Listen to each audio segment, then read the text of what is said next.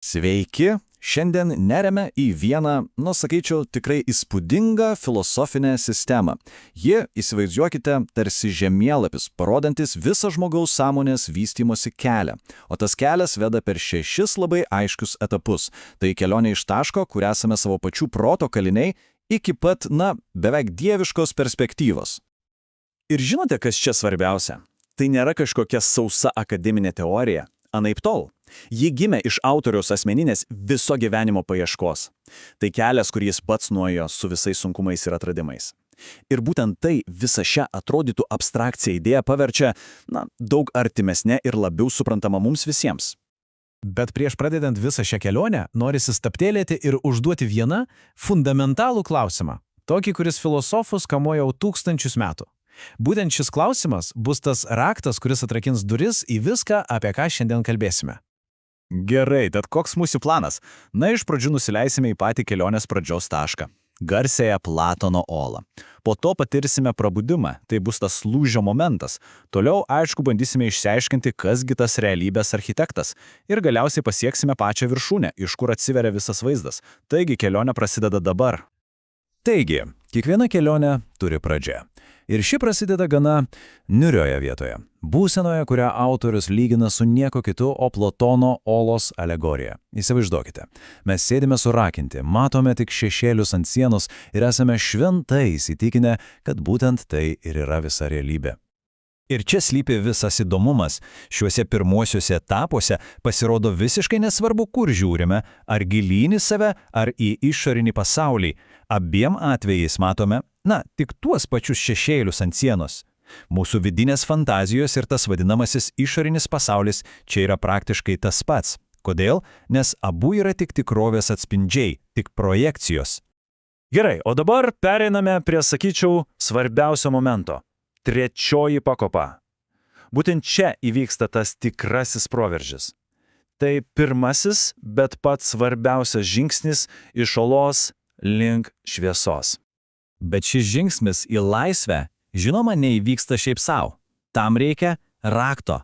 Ir tas raktas yra suvokimas. Vienos vienintelės, bet nepaprastai galingos idėjos suvokimas.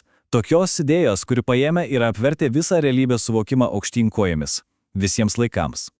Ir štai ta idėja – santvarologija. Iš esmės tai yra tas aha arba eureka momentas. Suvokimas, kad pasaulis, kurį mes patiriame, jis nėra tas tikrasis pasaulis. Tai tik jo atvaizdas mūsų galvoje. Vidinė holograma, kaip sako autorius. Ką tai reiškia? Ogi tai, kad absoliučiai viskas, ką matome, ką girdime, ką jaučiame, visa tai yra sukurta mūsų pačių sąmonės viduje. Gerai. Jeigu viskas, ką patiriame, yra tik projekcija, tik holograma, tai natūraliai kyla kitas klausimas, logiškas ir labai svarbus klausimas. Kas laiko projektorių? Jei visa tai yra tarsi filmas, tai kas yra jo režisierius? Ir būtent šis klausimas mus atveda į 4 pakopą. Matote, jau nebeužtenka tiesiog žinoti, kad sėdime oloje ir žiūrime į šešėlius. Dabar norisi atsisukti ir pažiūrėti, kas tuos šešėlius ant sienos kuria.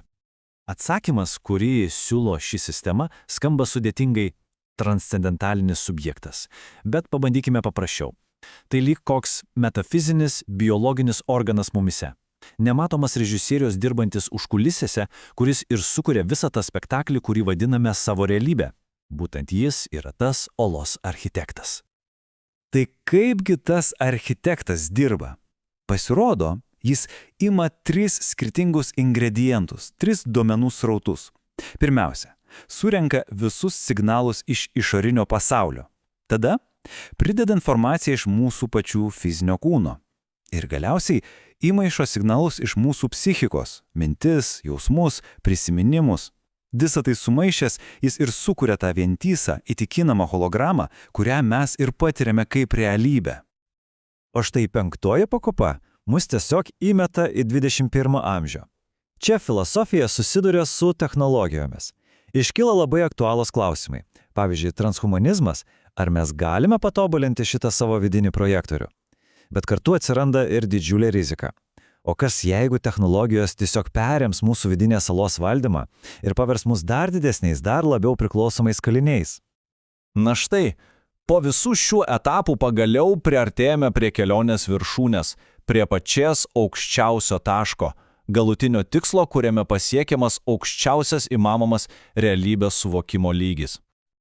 Taip, tai šeštoji ir paskutinė pakopa, pati viršukalnė, kur atsiveria, absoliučiai viskas. Čia kalbama apie holoplastinę sąmonę. Ką tai reiškia? Ogi tai, kad žmogus geba pamatyti save ir visą pasaulį kaip vieną vientisą ontologinę hologramą. Nebelieka jokių paslėptų X, jokių paslapčių už jos. Viskas yra čia ir dabar, matoma kaip ant delno. Tai, pasak autorius, yra dievūno arba dievažmogio perspektyva, žvilgsnis iš išorės į visą sistemą. Gerai, dabar, kai jau pasiekėme viršūnę, atsisukime ir apžvelkime visą nueitą kelią. Pažiūrėkime į 6 pakopas kaip į vientisą sąmonę žemėlapį.